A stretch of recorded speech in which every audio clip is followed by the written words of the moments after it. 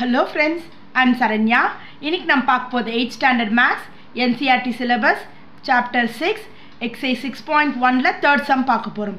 What is the sum of all interior angles of the polygon with the following numbers of the sides அப்படினு கொடுத்திருக்காங்க. So interior angles என்ன பண்ண சொல்லிருக்காங்க? Sum of interior angles of the polygon அப்படினு கண்டுபிடிக்க சொல்றாங்க.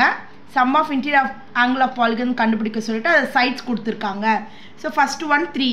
Sum of all interior angles of polygon பார்த்தீங்கன்னா எவ்வளோ அந்த ஃபார்மட் பார்த்தீங்கன்னா எவ்வளோ sides இங்கே கொடுத்துருக்காங்க 3 sides of the polygon 3ன்றதுனா 3 sides of the polygon நம்ம என்ன பண்ணுவோம் n minus 2 into 180 போடுவோம் n என்ன இங்கே side என்ன 3 minus 2 into 180 3 minus 2 என்ன வரும் 1 into 180 180 clear.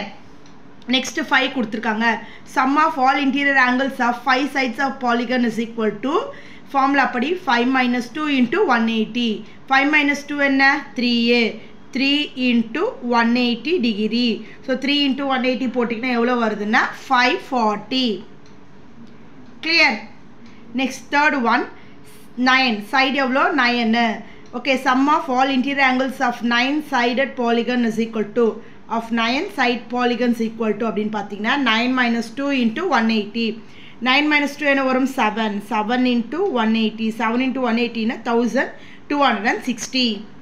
Next 12 கொடுத்திருக்காங்க sum of all interior angles of 12 sides polygon equal to 12 minus 2 into 180 12 minus 2 எவ்வளோ வரும் 10 10 into 180 னா 1800. Fifth one n ன்னு கொடுத்திருந்தா sum of all interior n sides polygon அப்படின்னா அந்த ஃபார்முலா அப்படியே எழுத வேண்டியதுதான் n minus 2 into 180 clear. Thank you.